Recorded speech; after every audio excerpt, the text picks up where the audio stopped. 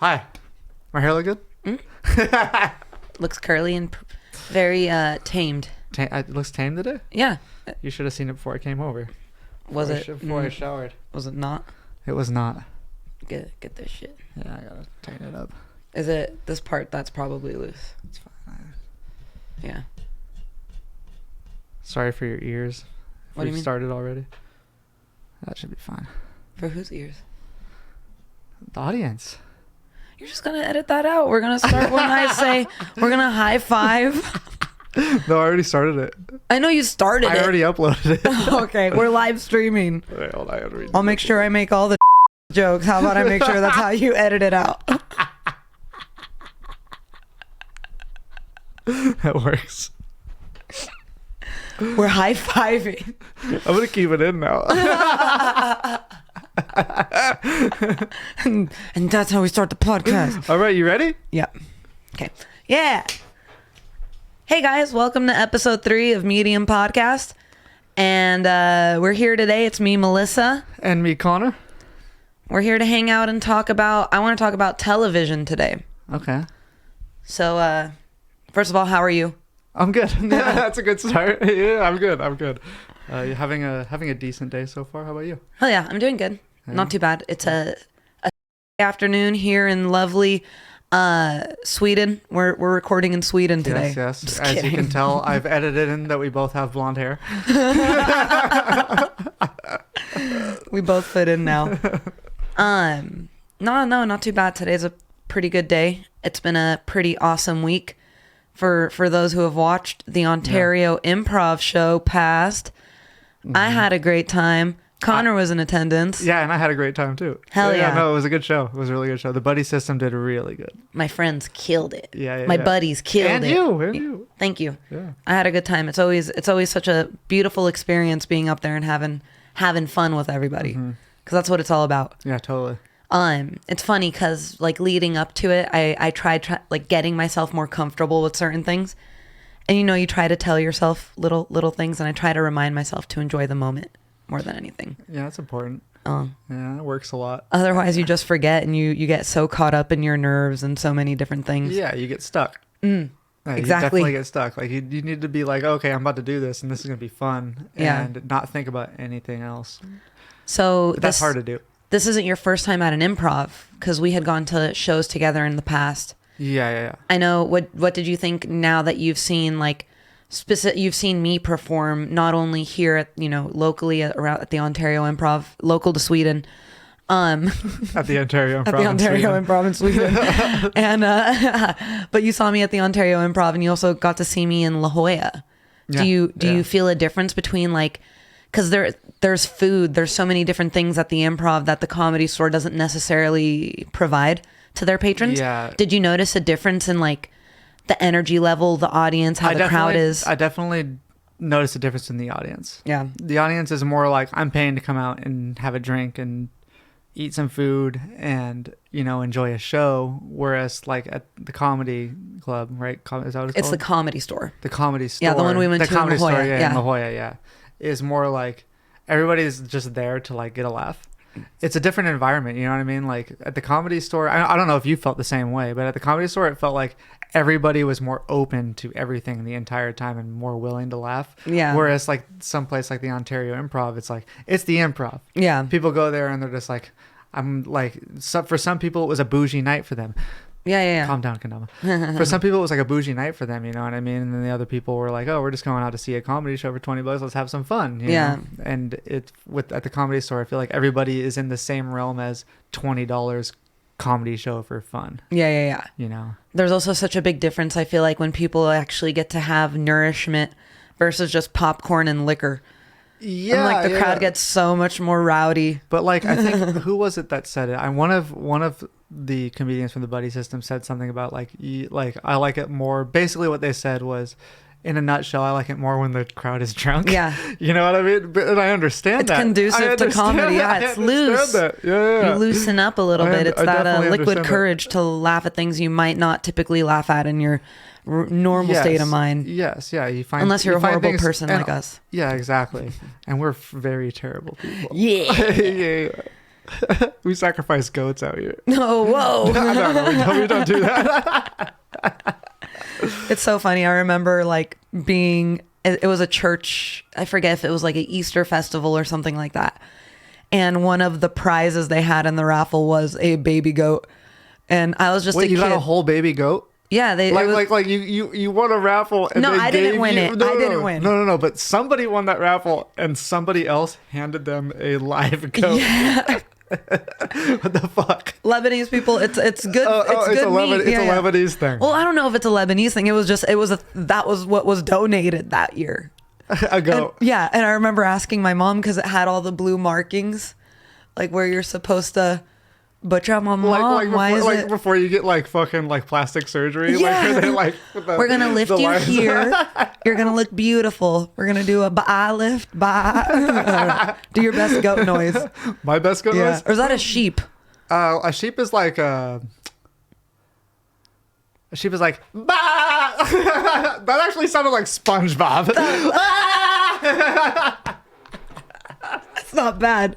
SpongeBob, let's go there. You talked about television. I love it. Yeah. All right. Do you remember the first television show? Like that you ever watched? Like what's the first recollection you can have of a TV show? First recollection of a TV show has to be probably Barney. That's what I have written down as mine too. Yours is Barney? Yeah. I would have to think it was Barney as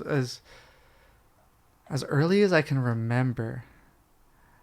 Huh. That's an interesting question. I haven't thought about that in a long time. Yeah, that's my earliest memory that I could think of as Barney. Like when I close my eyes and I try to remember the child in me watching TV. Yeah. It was Barney was the show. Not Barney. What was it? Sesame Street. Oh yeah, that's a good one too. Sesame Street's the first thing I remember watching.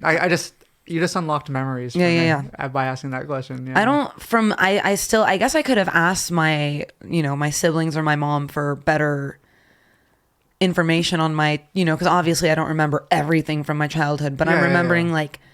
But that's why you phrase your question that way. It's like, what do you remember? It's not the first thing you remember. What was the first thing that you ever watched? Like, if you asked me that, I'd be like, I don't fucking know. I was probably like 1 year old the first thing I ever watched. No, yeah, of course you're not going to remember your like Little Tykes or whatever it is that we watched. But it's so funny to me because I was like looking at shows that we watched back then, whether it's like Barney. I don't know if I watched Sesame Street. Like I know the characters and stuff, but I can't remember any of the premises of the episodes. But even like Winnie the Pooh and stuff like that, I feel like they taught you so many childhood lessons. I was obsessed with Winnie the Pooh. Yeah, same here. Yeah, so that's when like the book, like the Tao of Pooh that we've talked about previously. Yeah. It hit me so hard is because, oh my God, it's like not only is it a super cool concept, but it's being portrayed through like one of my favorite things as a child. Yeah. Which is really cool. I think it's really interesting too. I'm enjoying the book. I just need to make my way over to finishing it, which I haven't been doing a good job at getting that done. That's fine. What does the book say? It is what it is. Go with the flow. Read it at your own pace. Yeah, I'm doing Read it that. at your own pace. Do you remember the first show you were ever obsessed with? First show I was obsessed with? Mm-hmm. And I want to know what you consider obsessed. Probably Rugrats. Mm-hmm. Oh, okay. So what I consider obsessed, like as a child? Yeah. As a child, it's just like what I want to watch every day was Rugrats. Yeah. I mean, this was 1995, 96. You know what I mean? So probably the first one I was obsessed with was Rugrats. That you knew all the characters. Yeah, easily. Yeah. You remember the Rugrats movie coming out? 100%. Yeah. I still have it. Oh yeah, that was such a good movie. The orange fucking VHS tape. Yep.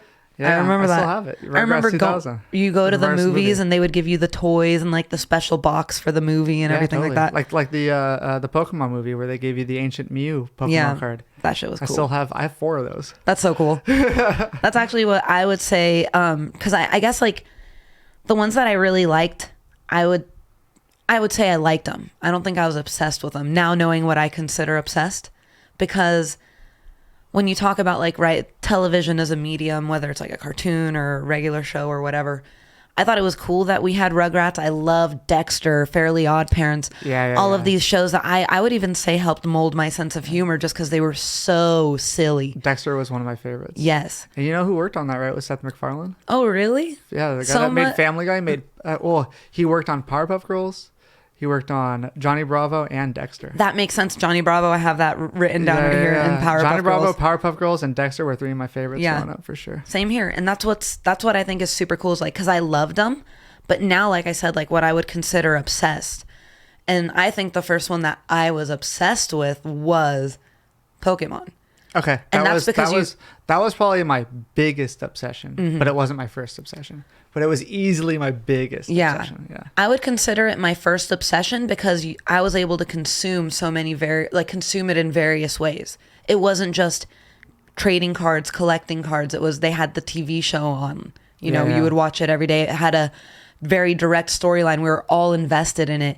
And then they started coming out with the video games. So now it's not only are you watching it on TV, you're taking your card book to your friend's house, but you also have it on your Game Boy Advance.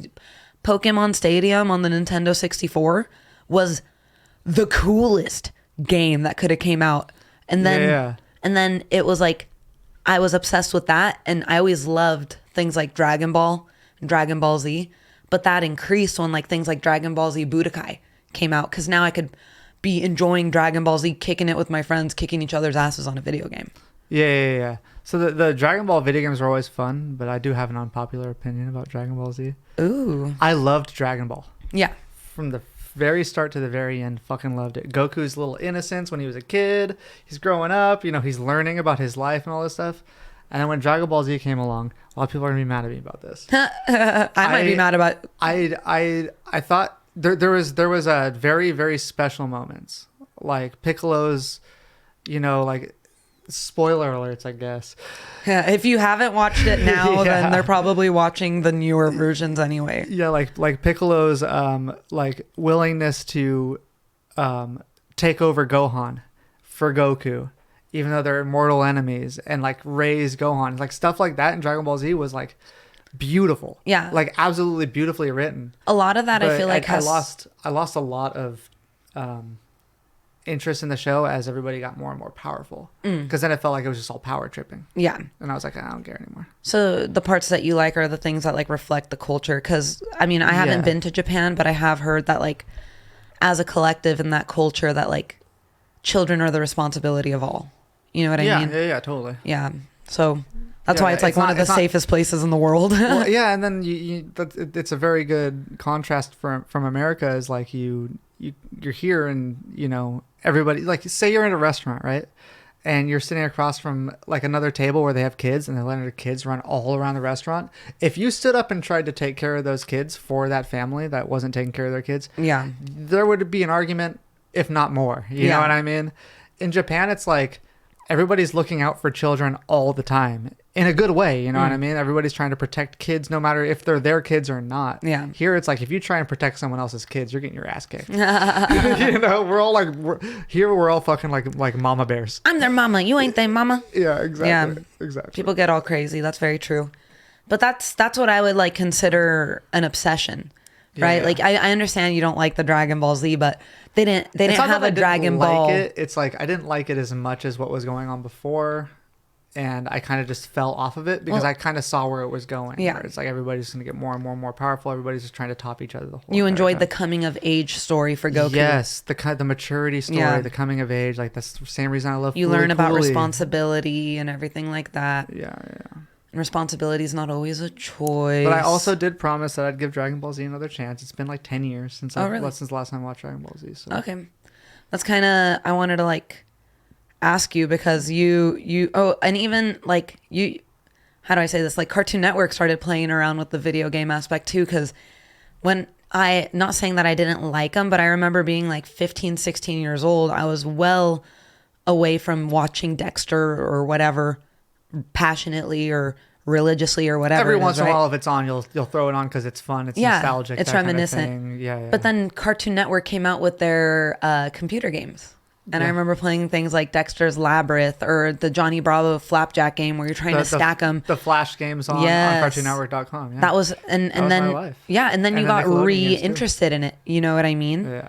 And I think that's really cool is when they take something that's I shouldn't have done that in the mic. My bad. You're good. But I'm insecure.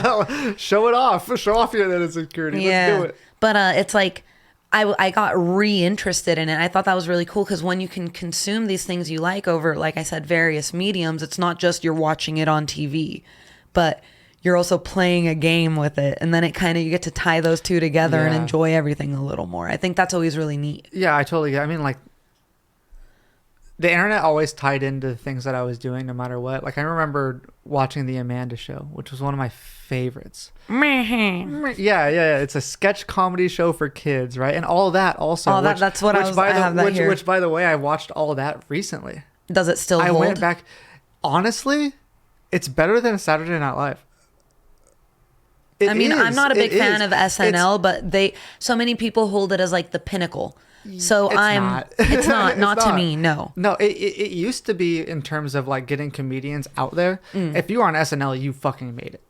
And then if you got deals from SNL, then you're huge. Yeah. You know what I mean? And what was wrong with your drink? I almost inhaled it. I thought you were, it looked like you thought it was disgusting. I was like, I can't do that here. I was just about to like spit it all over everywhere. Yeah, I was a little nervous about that.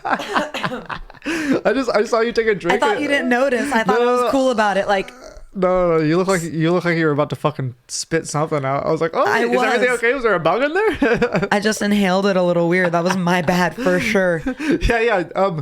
Do me a favor and next time swallow right. No, don't fucking choke on your drinks. The hell's wrong with you? Just pour it. Imagine I accidentally tilted it too fucking far. Pour it into your hand and then slurp it from your hand. I started drinking it like over a the kitten. laptop. That's just right here. Just kidding. What the fuck were we talking about? We're talking about what were we talking about? I want to see if you remember. Fuck, if you know my memory's shit. We were talking about all that and yeah. But I can't remember where I was going with it. I asked you if it still held, and you said it was better than Saturday Night Live. Okay, yeah. So and the reason I think that is because a lot of all that's jokes are not. Can I be honest with you for one quick second? Yeah. Made you feel bad about yourself, but I was taking that time to remember what we were talking about. You didn't know either. I'm sorry. You bitch. I know. You absolute bitch. I'm over here like you're over here making me flounder. And I was just like, what's going on? I'm reading this as fast as I can. I'm like, why didn't I fucking highlight it? But yeah, we were talking about all that. I have that right here. Sorry.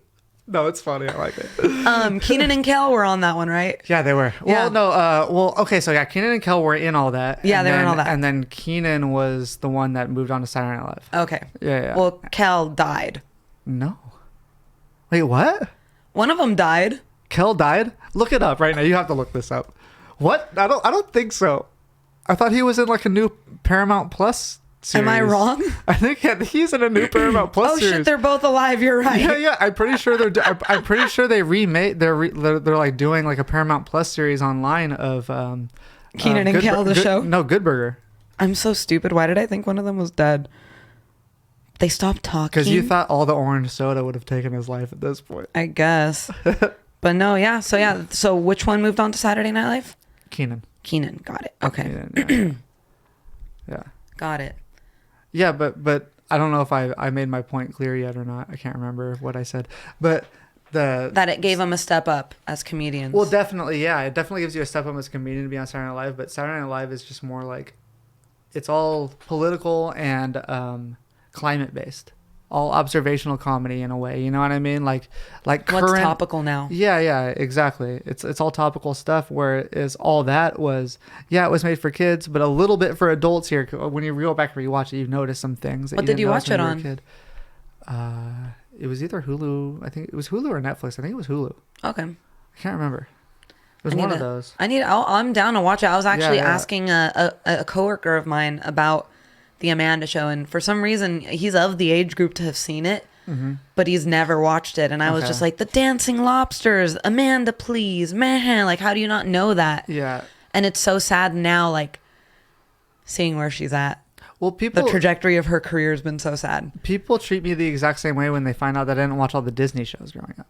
Which Disney shows? Like fucking Sweet Life of Zach and Cody Yeah, and like Hannah Montana. and all that stuff. I It's didn't like, watch those things either. Yeah. It was always so for me. There was two reasons I didn't watch it. Right. The first reason was because I thought it was lame as shit. Yeah, that was the biggest. That was the biggest reason. The second reason is because my sister loved it. Oh, you didn't want to like. And I what your didn't want to sister like liked. what my sister liked. Yeah, 'cause you know, we that's were gay. very close in age. You know, we were like rivals, kind of sibling shit. You know. You didn't know which one was prettier. No, That's I what did, your for sibling sure. rivalry was. No, my sibling. My sibling rivalry was. I'm the prettier one. Was my sister's like, I want to watch Disney Channel, and I wanted to watch Nickelodeon, and it was always an argument. So Oh, okay. I grew to never like Disney Channel because I was like, Yeah.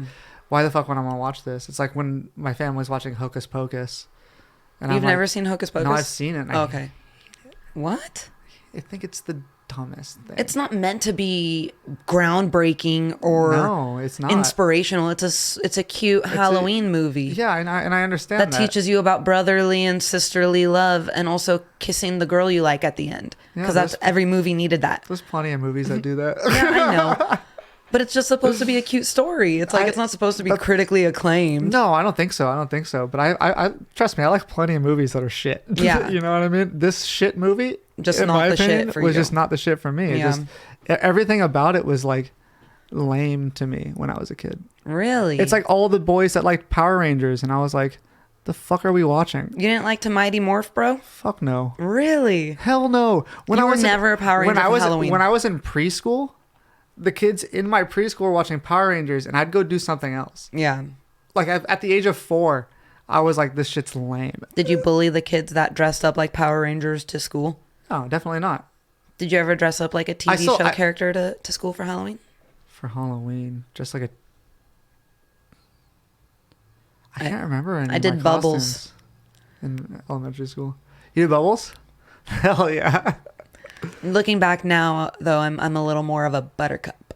You're a Buttercup. I think so. Who- Now, because I'm tough. I'm not that sweet. I'm not as sweet as Bubbles. Who's the one with the black hair again? That's Buttercup. And then it was Blossom. Blossom was the one with the red hair. Yeah. Buttercup's She the was one the with smart the one. Buttercup was Bubbles is the blonde. Buttercup's the one with the black hair. Yeah, you're right. You're right. Yeah. I was always a fan of Bubblecup. Yeah. Yeah. Bubble Cup or Buttercup? Buttercup. Bubble Cup. That's if they. I was looking at this. I got my Bubble Cup right here. Yeah. Do you remember the first YouTube video you ever watched? Yeah, it was Tourette's guy. I don't know if I've seen that one. Is it just a literal dude with Tourette's? Like, as far as I know, I don't know. It may have been disproven at this point, but it's a guy with Tourette's. Yeah. I don't know if he was faking it or not. Like screaming at his cat. Oh yeah. The one where he's like, the cat's like up here, like, get the fuck out the door. yeah. And like it chases him outside. Yeah. I think it was me and Shane. You remember Shane? I'm not gonna say his last name for whatever, like doxing reasons.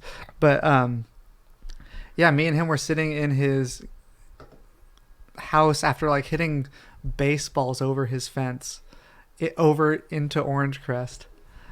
Mm-hmm. And we were sitting in his living room, and YouTube had like just came out. Yeah.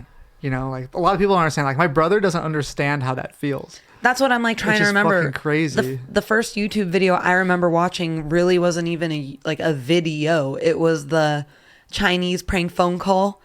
Do you remember that? And it was just the script, like, I take 2 chopsticks and shove up your ass. Yeah. And I remember that being like, I think that was oh on my God. E-Bomb's World first. Was it? I think so. Oh, okay. I don't know anything about that. I just remember it on Yeah. YouTube. And that was like the first video I remember being like, you guys have to watch this. Like, you know what I mean? Yep. And that's kind of like what YouTube turned into, is you see something and you want to watch this. Yeah, that was like E-Bomb's World before that. There was another one called, Funny Junk. Oh yeah, I remember Funny Junk. Like those kind of websites where it was like, you aren't supposed to go on these as a kid. What about like you're not Charlie the supposed to. Unicorn and Salad Fingers? Do you remember those damn I hated videos? Charlie the Unicorn. No. I always thought it was so It stupid. was so dumb. Or the gummy bear one. Yeah, where no, he's the fucking gummy freaking bear. out. I'm again gonna piss a lot of people off.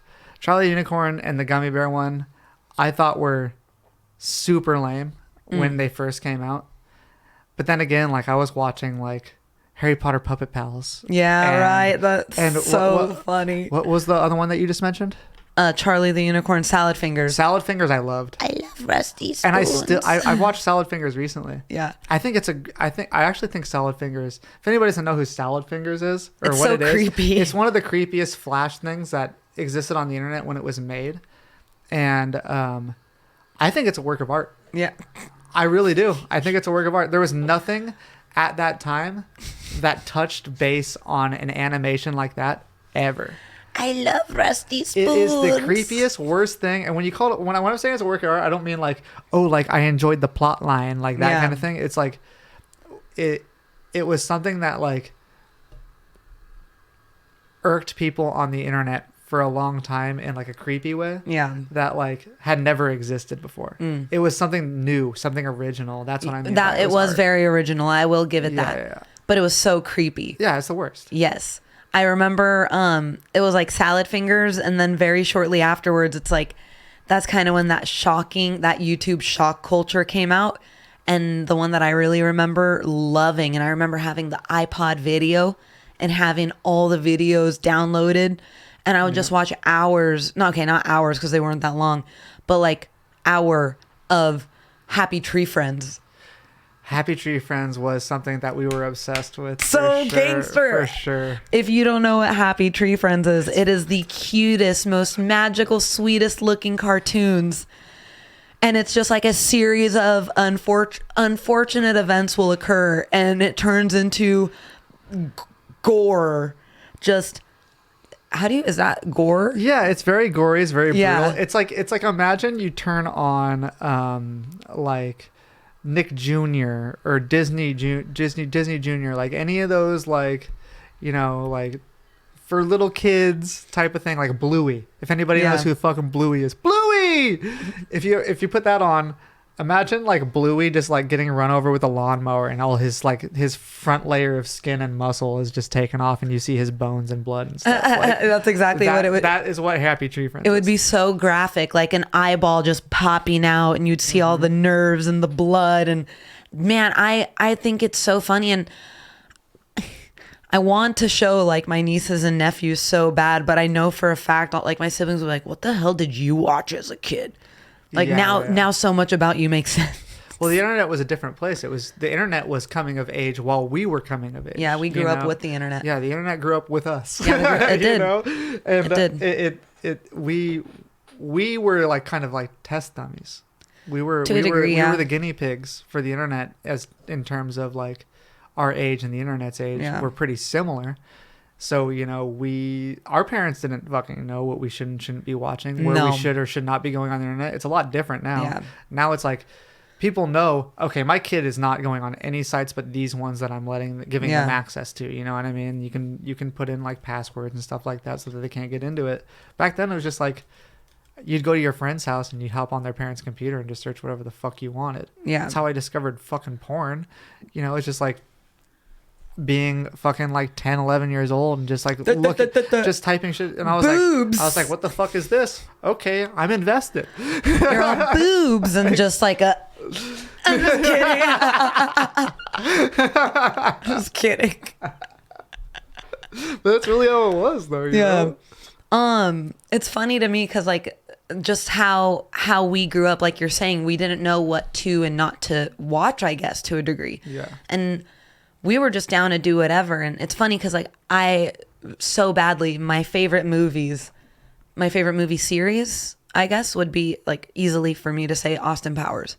Yeah, I love them all. Love Austin Powers. Yeah, grew up with it. It always makes me laugh. Like to me, that is like an all-time favorite of mine. And I so desperately want to watch it with like my nieces and nephews.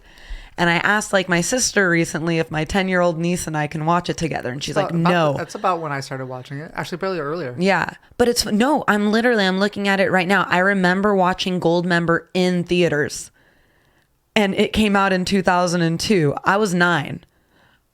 Watching Austin Power Goldmember in theaters. Yeah. I watched it in theaters also. Yeah. Yeah. And so we're both 9 years old. And it's funny, like, because I don't know where the differentiation occurred for us as kids, where we were able to know that, like, that's just funny and silly. Mm-hmm. And then versus, like, oh, it's so dirty. Because, like, when I remember thinking of that scene with Foxy Cleopatra and Fat Bastard in the bed together. and she shoves the fucking tracker up his butt. It's like, ooh, like as a kid, I just thought that was funny because I'm like, oh, ha ha ha. She put it in his butt crack and he's fat or something, like, and he didn't know. And I didn't realize. I'm like, oh, they just had sex and he just got turned on by anal penetration. Yeah. And now as an adult, I'm like, oh, ha ha ha. But as a kid, it's equally ha ha ha. You know what I mean? Yeah, I totally get that. But at the same time, by the time Austin Powers came out, I probably knew more than I should have. Yeah. But kids still now more and more know than they should. Yeah, totally. But we're trying to censor them. Yeah. I mean, I guess there's a reason. Like, it's funny because my sister was like, oh, we're watching what was the movie? She was like, we're gonna watch Mean Girls. I'm like, okay, so you're gonna let her watch Mean Girls, but not Austin Powers. Yeah, with the wide flow and the heavy set, dude, the heavy flow and the wide set vagina. 5 minutes later, I got a text from my sister, changed my mind on Mean Girls. I was like, it's so funny because it's true. It's like, I don't know. Mean Girls is worse. It is, and that's her. We didn't know when we were younger, but now that we know, it's even like her generation, our parents, they didn't know, but now looking back, I'm sure they'd be like, dude, you shouldn't watch this movie. Yeah, I mean, like the worst thing that comes out of like Austin Powers films, like in terms of like not wanting your kids to watch it, is like the guns coming out of boobies and shooting. Yeah. Which is just like silly kindergarten humor. Well, I think about the scene too with the silhouette when they're in the tent and she's rifling through the bag and he's leaning over. She's just pulling things out of his ass. Or the scene where him and Mini-Me are in like the little medical area. Yes. So like all of those, they're just so funny to me. And I don't, again, like as a kid, I don't remember looking at it and thinking like, oh, this is something I shouldn't be watching. Yeah, you know what I mean? I did because my parents didn't want me to watch it and I'd go to my friend's house and watch it. Oh, you would? Yeah, so I was watching it without my parents' permission knowingly. Oh, so okay. I knew it wasn't something that I should be watching. Oh, so you were a bad boy. Yeah, I guess. See, so. Like my folks didn't want me watching South Park, and I didn't. Like under no circumstances would I put that on at the house. I go to Nick's house and watch it. No, even my friends, I'd be like, I'm not allowed to watch that. I was that kid. No, I was the kid that was like, oh, this is my opportunity. Yeah. Put that shit on and raise the volume. Yeah, exactly. I can't watch this at home. Let's watch it now. I don't remember, like, as a kid, it's just all of those things are always fun. But I guess like TV now, it feels like it comes in like cultural waves as well. Yeah. Even seeing it with like children, right? We notice little things like Coco Melon is one of the biggest things on YouTube. Also, the reason our jingle exists for the episode. The inspiration for the jingles. It was fun making that. And you're one of the people that I know that was reluctant to hop on certain cultural waves when it came to like television and watchable forms of entertainment. And I say that specifically with Game of Thrones. Yeah. Like you refused to watch that. I watched the first episode and I was like, okay, this is cool, but it's a little bit too serious. What makes you dislike that? Because you like things that are, not saying that you like things that are, but you give credit to things that are critically acclaimed, right? Yeah. And that's a adaptation of a book that was critically acclaimed, and it turned into a series that's critically acclaimed. Yeah. And you still I remember offering to pay you to watch it, and I was like, if you don't like it, I'll give you $100, or I forget what it was, freaking 10 years ago, and you still wouldn't watch it. Well, I watched the first episode, and then that's never indicative of whether or not a show is good. The first episode, you have to watch more than that. I understand that. And then you guys were watching it, and at the time, I wasn't watching a lot of television in general. I was streaming a lot. Yeah. I was working a full-time job. And when I wasn't streaming, working a full-time job, I was working on editing for the stream. I was doing, and when I had like alone time, I'd play video games. I didn't want to sit down and watch a show. I wanted something more interactive, something that I can control. And so I didn't watch a lot of shows. So it was hard for someone to convince me to watch a show, whether or not it was. You didn't have the time. I didn't want to make the time for it. Okay, I probably had the time for it, but I didn't make the time for it. I made the time for other things, right? And so I watched the first episode. I didn't hate it. I was just like, okay, I see what the show's going to be. It's going to be a drama about conflicting ideologies and conflicting kingdoms. A political drama. Yeah, it's a political drama, right?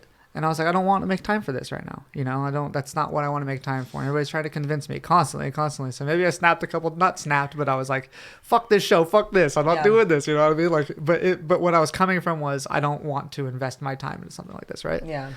And then I came over to Mason's house and to watch one of the episodes with you guys, just because I wanted to hang out with you guys, even though you guys were watching an episode of a show I don't watch.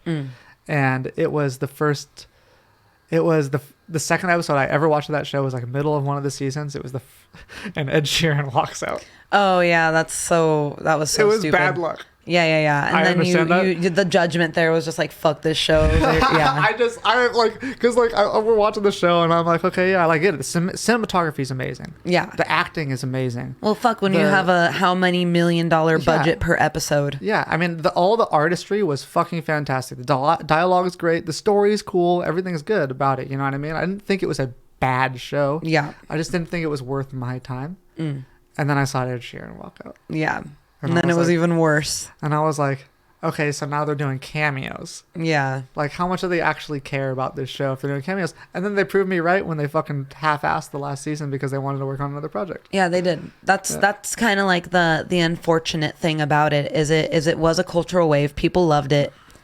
It was probably some of the best television that people have watched. They released the most hated list recently. Most hated people in TV shows of all time. Joffrey was at the number one. Oh yeah, he's so easy to hate. Like 5 of the top 12 were Game of Thrones characters. They did such a good job, but that's due to one, the writing was incredible from George R.R. Martin, and then the adaptation was pretty true to those colors, and they were collaborating with him as an author and stuff like that. And then they had really good actors and actresses, right? And I do think it's crazy that people will, because I feel like that's a responsibility that those directors had, not only to themselves as creators, but to this other gentleman who created this parallel freaking universe. And it was so elaborate, so intense, so deep. And then they turned it into one of the most single layered story endings you could ever think of. Like something a high schooler could have thought of as far as like an ending goes. Yeah, I heard that because I never watched the ending, but I heard that it was like, because I mean at that point it's like, why? I'm not gonna. You watch, knew it. You knew it bombed. Yeah. I'm not gonna watch the whole series now at this point, knowing that the ending wasn't good. You know, all my friends that were obsessed with the show hated the show at the end. Hated the show at the end of it. So I'm like, okay, now I'm gonna invest. Fuck no. Yeah. But yeah, like one of the last things I heard about it was that it was anticlimactic, like the way that they ended it. Like it seemed like it was just like press of a button and let's hurry up and end this thing. Yeah, exactly. By the way, it's the end of the podcast. That's how it was. Yeah, you know what I mean? Like okay, bye guys. Yeah, it's over. Like and it's crazy to me. And I've had so many people who love the show that complain. And one of the things I love to tell them to do is like, you loved a political drama. That's all in all what Game of Thrones is. Yeah. Take the layered, like obviously there's complexities, whether it's like love storylines, familial storylines, hierarchical storylines, whatever it is, right? And you take those other layers and those complexities, and I'm like, if you loved that storyline, oopsies. It's okay. They're just partying. But that's what it looks like at the end of a show. Fuck anyway. Yeah. It's okay. Let him stand up. There we go. Anyways. I tell everybody, I'm like, you should watch either what's it called, Full Metal Alchemist Brotherhood. Great. An amazing political drama. And the ending is amazing. Perfect. Ending. And then same thing with like Attack on Titan. If you go ahead and you dissect it, it's a political drama. Still haven't finished it, but it is I mean, you can tell from the first 2 seasons that's political drama. I mean, the first episode makes it a political drama. Yeah, exactly. It's awesome. And it's funny because so many people are so reluctant to watch anything just because it's in a different medium. And that medium is live action storytelling versus an animated storytelling. I mean, yeah, totally. I mean, there's so many people that I've known that, you know, when I suggest a show that I think is amazing, but it's an anime, even though it's, you know, if that same show that in anime form was told through live action, they would fucking jump over it They would immediately. lose it. They would lose their mind over it. But the fact that it's animated, it's a cartoon to them. And I'm putting that in quotes because it's technically, I guess, yes, it's an animated show. Yeah. But it's people have like this distinction between cartoon and anime, right? So like cartoon to me means that it is something that is for all ages. Okay. Like something like Family Guy is a cartoon, but it's an adult cartoon, Yeah. right? And then you have cartoons like Tom and Jerry, which is for everybody, and then you have cartoons like fucking like PB&J. I remember that fucking Disney Channel. I do not remember that at all. Peanut butter and jelly. Okay, so like any like kid cartoon stuff, you know what I mean? And then you have anime, which covers that whole entire cartoon spectrum, right? A lot of people when they talk about Family Guy wouldn't say, "Hey, this like I'm watching this cartoon." Yeah. They just no. say, "Hey, I'm watching Family Guy," right? Yeah, or a show or whatever it is. And then when you're watching anime, it's like, yeah, there's anime for children, right? Mm-hmm. But 90% of anime is really not for kids. No, they're Like- adult shows. Yeah, exactly. I'd even make the argument that like something like Avatar: The Last Airbender is an adult show. Yeah, it's Last Airbender I would consider to be like more of a mix, but there's a lot of adult things happening. In it. There's genocide, war. They're trying to do another genocide. Like it's all of these things. And as a child, when you're watching it, because all of my nieces and my nephews have watched it, it's like the show that we bond over. And it's crazy because like my older nieces and nephews, they notice those things that are going on. Like, oh, Aang's an orphan. So are, Katara and Sokka have no mom. You know what I mean? Like they're aware of these more sad storylines that are going on. But it's crazy because like we'll say that in an anime, but we let kids watch, not let kids, but kids will watch Lilo and Stitch, and it's the same thing. Like Lilo's an orphan. Yeah. Like that's a very adult type thing to be going on in such a cute little story like Lilo and Stitch. Yeah. You know what I mean? But that's where I say like they teach you there's themes of anger, forgiving. There's all these different complex themes that go on. And as a child, you can watch it and you're just fascinated by the superpowers. But as an adult, if you're sitting there and you're watching it with your child, you'll be moved. Yeah, You'll cry. Totally. And a really, really good example of that for me is Naruto, which you haven't been able to watch yet, which I want to. you should for I sure. want to. I need to find the commitment. Yeah. Did I ever give you the No, we talked about it though. You got to send it over. Yeah. We'll watch it. I'll put it in my bag next time I come over. I have all the Naruto episodes shortened for her to watch. They're in like movie form. It's way shorter than the full 700 episodes. It's still a commitment because it's 70 movies, but it's not 700 episodes at least. But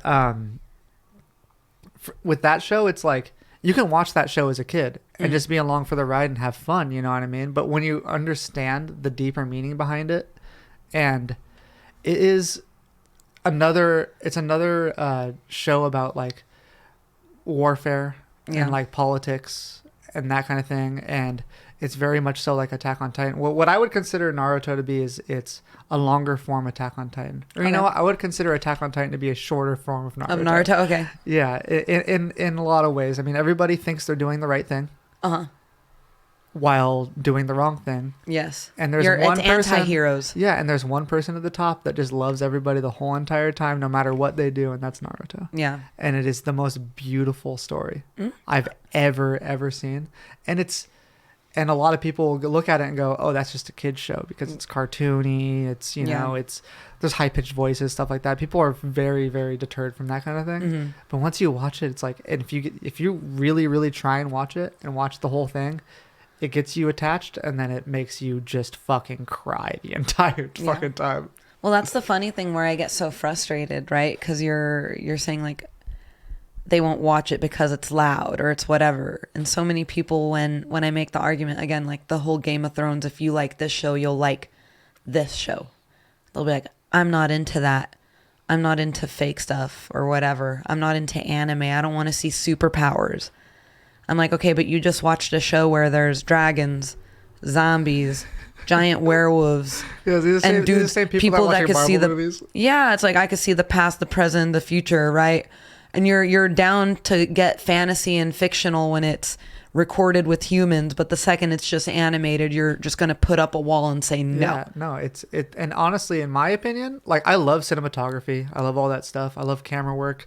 I love lighting. I love all that stuff. And I think it takes a very talented person to make something as cinematographically beautiful as something like Game of Thrones, right?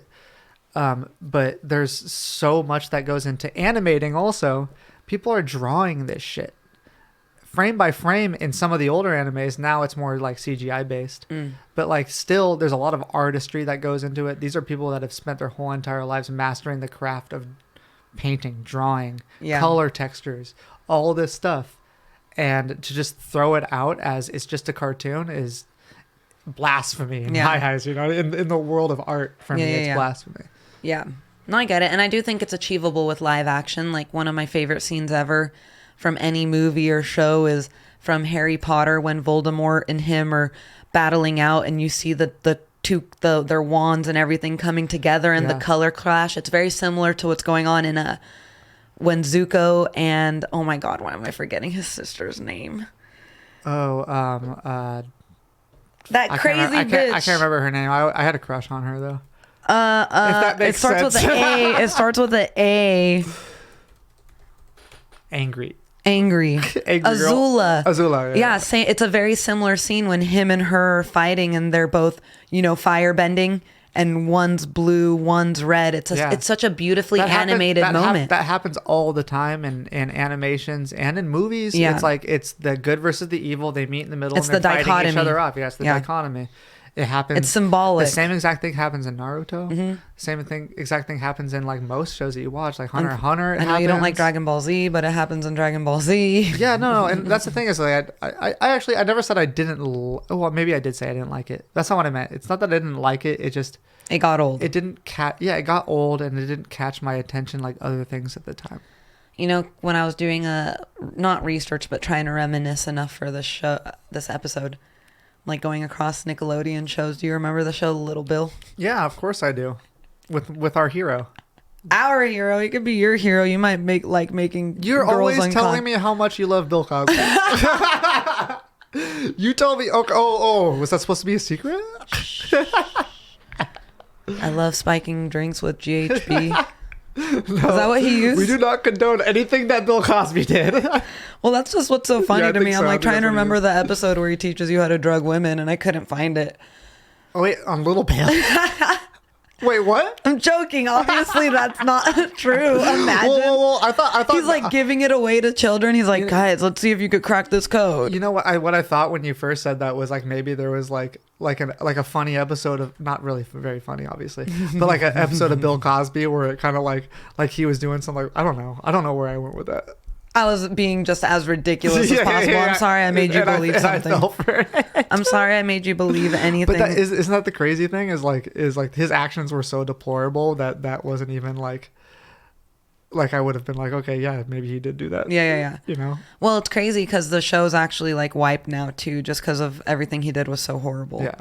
So it's not even. I don't even think you still could stream one of my favorite fucking videos of all time is him walking out of court after his hearing and just like waving at the crowd that are taking pictures of him going, hey. I was like, bro, there's a time and a place. This isn't the moment for that. This isn't the moment. These people are here to take pictures of you because they're paparazzi. Yeah. They're here to take pictures because they're paparazzi that hate you. Yeah, they hate you right now in this moment. They want to make sure everybody else is jumping on board too.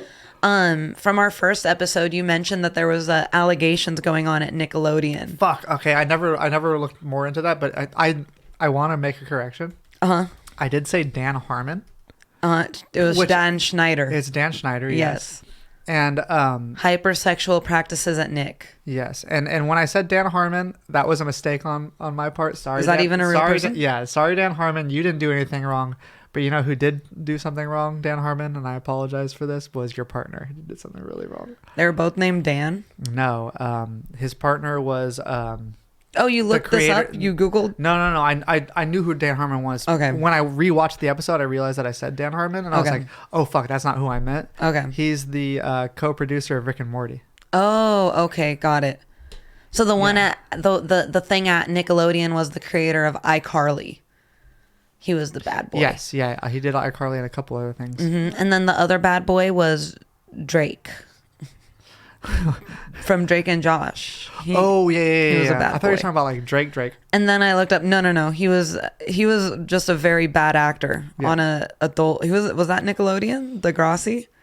What was that? Yeah, he was on Degrassi. Yeah, Degrassi, was that a Nickelodeon show though? What was that? Yeah, no, it was Nick at Night. No, it was what was that channel? It was right next to Nickelodeon. It was a Nickelodeon company, but it was a separate channel. I have no idea what show. PBS. It said it aired on PBS. Yeah, it must have been PBS then.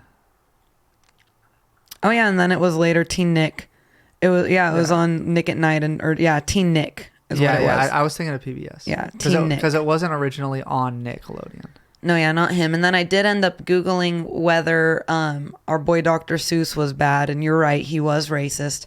Yeah, I win! Which is really disappointing because that means he probably wouldn't have been a big fan of me.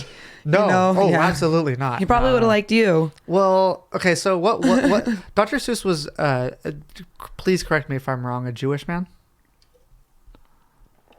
It says right here that he doesn't like Black, Asian, Mexican, Native American, or Jewish people, as well as women and other groups. So that he was definitely not Jewish. He definitely was not Jewish. He was just a racist white guy. Yeah, apparently. Yeah. He didn't like women either. Yeah, I mean, but that comes with the territory as old as he is. Yeah. Author and cartoonist Theodore Seuss Geisel, American children's author and cartoonist. What the fuck did you say his name was? Theodore Seuss Geisel. Geisel? G-I-Z? Geisel. I like the way you pronounce it the first time. Geisel. Geisel. It makes him sound like a fucking douchebag. Weasel. Theodore Seuss Geisel. I think I said gazelle. Like a gazelle. Like the animal? Yeah. Yeah, he was Lutheran. So yeah, he was a Christian guy. So yeah, he didn't like Jewish people or women. Yeah. What the fuck? Why didn't he like women? Was this fool married? Was he gay? I think he was married. He just didn't like his wife. He slapped her around every now and then. Well, I mean, like, he expected her to do her job is what it sounds like. And if, you know, you can be in love with women while not liking women. He was married. People are crazy. That's insane. Yeah, I'm pretty sure he was married, yeah. See, I'm happy that you looked it up because, like I said in the first episode when I brought it up, I didn't want to touch too much into it with the knowledge that I had. Yeah, because I don't want to spread misinformation. You didn't want to be wrong. Yeah, I didn't want to sit here and be like, fucking Dr. Seuss, like, he's the reason the Holocaust happened. And then it's just like, oh, no, that didn't actually happen. Was he even writing during that time? No, definitely. Oh, yeah. No, he was definitely born by then, but I don't think he was writing, no. I was just giving an extreme example. He wrote a letter to Hitler, and he's like, "Dear Hitler, when I grow up, I'm going to hate people of all races and colors and women. Yeah, and Hitler Can you please help me on that side of the continent while I do my work here with children's books?" And Hitler sent him back a letter, and it was like a signed, like, autographed picture of Hitler. And on the back it said, "Keep it up, buddy. You're going to be great one day." You're going to be great one day. I wasn't able to paint, but you'll be able to write. You'll be happier than me. I don't know. Anything you could think of for television and movies and I mean, for sure Pokemon was the biggest thing for me. Like when you say the first thing was Rugrats, the first obsession I had, does like Rugrats was my first obsession. Barney was probably my first obsession. Blue's Clues. Yeah. Loved fucking Blue's Clues. That was awesome. But nothing compares to the obsession I had for Pokemon. Yeah. And it wasn't even based off the show mostly. I had the game before the show came out. Yeah. I had the cards from like the little like golden like fucking plates that they gave out at Burger King. Like all that stuff before I even watched the show. And the show was like just brought everything together. Yeah, and I feel like I was wrong a little bit when I said that, because now that you're saying like Blue's Clues and stuff, I do remember going to the store like Toys R Us and stuff and buying the notebook with the crayon and having, you know, that cross is where you could have toys of the shows that you liked and everything like that. I had the notebook, the little couch notebook with the crayon that you put in the rings, just like Steve did. Yep, same here. Yep. Did you ever have the Nickelodeon phone? Did I ask you about that already? You did ask me about that. You sent me a picture of it, I'm pretty sure. Yeah, did you ever have it? It's like that little purple phone. It would change your voice. Yeah. It helped you prank phone call. Yeah. My mom helped me be so annoying. Would you like prank call like your cousins? Everybody. I would prank phone call Anyone's number I would call, and I would also just dial random numbers and put random Fuck voices. Fuck It was yeah. fun. My sister and I would do it together. It was silly. Me and a group of friends back in like 2nd, 3rd grade, 4th grade, when the internet was like first like getting like bigger to the point where, you know, you could like post sound effects on websites and like have other people use those and download stuff from websites, and like it was becoming more and more mainstream, right? Yeah. There was this website, I can't remember exactly what it was called. It was like some soundbite website, and they had Jack Black soundbites on there, right? And there was like one where he's like, "Can I get a 4-piece chicken nugget?" It's back when McDonald's didn't have a 4-piece chicken nugget. And then, you know, like they didn't have 4-piece. So what we would do is we would call over the phone and put the phone up to the speaker on the computer and play the sound bites. Yeah. So I'd be like, "Can I get a 4-piece chicken nugget?" The person on the phone, because we'd have them on speaker. We're all fucking like trying not to laugh the whole time. We actually don't have a 4-piece chicken nugget. And then you play the second Jack Black sound bite, which is take the 6-piece, give me a 6-piece, take 2 of those nuggets and shove them up your ass. And like just like playing sound bites to the phone and just doing that every night. We called every single McDonald's. Like we probably called like 100 McDonald's fucking west of Colorado. And you know Shove them up your ass. you know, like it's and those I can't That's remember funny. what Jack Black movie that came from, but you know, it's so weird looking back at the way we used to fucking prank call and shit as kids, because you can't do that really. Kids don't really do that anymore. Now, what do you do now if you want to make your no caller ID? And now you see it says no caller ID. No one answers anything that's no caller ID because we associate it with spam. It says it immediately on there, because we used to just be able to dial star 67, and we were on a house phone calling other house phones. You know, and most people didn't have caller ID back then, and if they did, they were paying a charge for it. And if they're paying for it, they'd be like, "Oh, no caller, I'll answer it and see what's going on." Yeah. And nowadays, people are way more stingy on what they answer. Oh, yeah. Well, you gotta be, because it's your time. Your time is valuable. Yeah, I get like 10 sales calls a day, and I'm like, Do you really? What the fuck is I your don't know. phone number listed on, dude? What type of websites do you put your phone number in, dog? somebody got all my data. I don't know how. How? I don't fucking know. That's absolutely insane. Probably all the weird porn I watch. Dude, I think Amanda Bynes should try to make a comeback with like doing. You're telling me there's a reboot of All That. Was she on All That? Amanda Bynes? Yeah. Yeah. Well, yeah. She was the youngest. She was on All That. She was the youngest one in the second episode. She's like the youngest girl. They have to do that. Yeah. This bitch needs a comeback story. It's so sad, like seeing all of her stuff online. I don't even know. I haven't followed her in years. She's like, I heard that she's not doing as good as she used no, to. she got a face tattoo. What? And yeah, dude, you want to see? Does it look tight? Does it look cool? Oh, girl. Not the heart. Not the cheek heart. With the septum piercing? Yep. She got What a the cheek fuck? heart, septum piercing. She could have done better than that. It looks like she's got a little, I don't know if that's real, if there's a little tattoo over her I'm sorry, eyebrow Amanda, too. you're beautiful, but get the heart tattoo lasered off and get some like sick ass fucking like script underneath your eye. Oh my God, is that what you think she should do? I think that if you're gonna go for a face tattoo, at least do something better than that. Yeah. It looks like a peach or like a butt on her fucking cheek. She's Really? literally butt face. It's not. It looks like scribbled. Yeah, she's butt face. It looks like she let like one of her homies do it. Amanda It's like butt face Bynes. butt face stupid. But it's so sad because I remember her. She was like so funny Yeah, when we were yeah. younger. And Well, all that was amazing. Like her Who would we- character on all that was really good. who would we have to sacrifice now To get for her- Amanda Bynes to have had a good career? Like who was coming up at the same time? This is a multiverse. Drake. Drake. It's the easy one, right? Because he ended up being a piece of shit anyway, and he came up around the same time. Just get rid of that fool. They could be Amanda and Josh. The show Amanda and Josh. It was Drake. Dude, if Drake just, never made it past Degrassi, Amanda Bynes' like career would be flourishing. It'd be out of this world. That's the multiverse we'd live in. Yeah. Same way, like, Be I think sick. I told you this before, like the multiverse, we'd have to give up Anna Faris if we wanted to keep Brittany Murphy. Yeah, and that's We couldn't have both. Yeah, but that's the shitty thing is I like them both. I love them for both. some reason, like Rest in peace. for some reason, like I know Anna Faris gets shit sometimes, but I don't know what it is about her. She cracks me the fuck up. I think that if I was born 10 to 20 years earlier, I would have been down to date her. You had been like, that's my dream girl. She's fucking crazy. She's so funny. She's funny. Yeah. And that's the thing is like, that's why I say I'm like that multiverse where if, you know, I don't want anyone to be dead. It would have been dope if we got to keep them both. But I'm like, for Brittany Murphy to have stayed alive, Anna Faris would have had to die back then instead of, right? Yeah. And that's like same thing with like Anna Nicole Smith. Uh-huh. All right. She passed away. We got to keep Pamela Anderson and like Carmen Electra. Who have done nothing. Who've done nothing. But I'm like, imagine one of them, and then we got to keep Anna Nicole Smith. I feel like if we kept Anna Nicole Smith though, it would have been worse and worse and worse. Why do you say that? Was she a train wreck? Wasn't she? I don't know. I'm pretty sure she. I don't know. I don't know too much. That was a little bit before our time. All of it was. A little bit, yeah. All of it was. It's just always so funny to me that like, especially now that we have that idea of thanks to.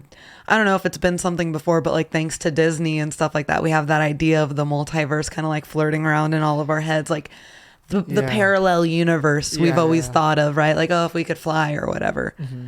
But it's just so funny to think about it like that, like what we would have had to give up to keep certain things or what we'd have to keep to give up others. Yeah. No, it's always a fun conversation for sure. And my answer is always like, I don't want to really give up anything or change anything, but yeah, I would fucking definitely take Amanda over Drake. Or Britney Spears. Fucking Britney Spears, yeah. It's like she should have been at the same level of Shakira right now, but that trade-off, I would not have given up Shakira for Britney. Britney Spears can accidentally cut herself with one of them fucking knives that she's dancing with. Okay, I think I'd give up Shakira for Britney Spears. If listen to me. Quit beating me with your laptop. Okay, listen up. I love Shakira, right? Sorry. Please don't beat me up anymore. You stupid bitch. You ignorant slut. I love Shakira, and she's talented as fucking. Don't get me wrong, she's hot as shit. You know, she can move like no other. Her hips don't lie, brother. Her music is decent. Okay, white boy, her fucking music is awesome. It's awesome, but like... You think Britney Spears is better? You think Britney Spears is better? Let me rephrase this. International fucking superstar, Waka Waka, Shakira. Okay. Shakira's music didn't touch me like Britney's music did. If that makes sense. Toxic is fucking fire. Okay, we can laugh about this all we fucking want. Toxic touched your heart. But more than any Shakira. All right, let me look up the lyrics. I'm toxic. No. You already okay. Oh, here's another good point. You know, I don't listen to music for lyrics. Oh yeah, that's very true. Right. Okay. So that brings another aspect. Toxic was a fire song. Toxic is. That song was crazy. I'm a Slave for You was crazy. Yeah. But She Wolf by Shakira is crazy. It's super good, right? Okay, but here's my thing is it's just not, it wasn't on my plane at the time that it came out. Okay, white boy. I'm coming on my... Trust me, fucker. Shakira International superstar Shakira. Okay. International superstar Shakira. Would this make it better for you? If I had to pick between dating Britney Spears and Shakira, who would I pick? I'm not asking you who you're dating, you fucking bitch. None of them would date any of us. Well, obviously they're not. International. Wait, how do you know Britney Spears and Shakira wouldn't date me at the same time? Britney Spears might date you, actually. I'll take it. I'd give her a shot.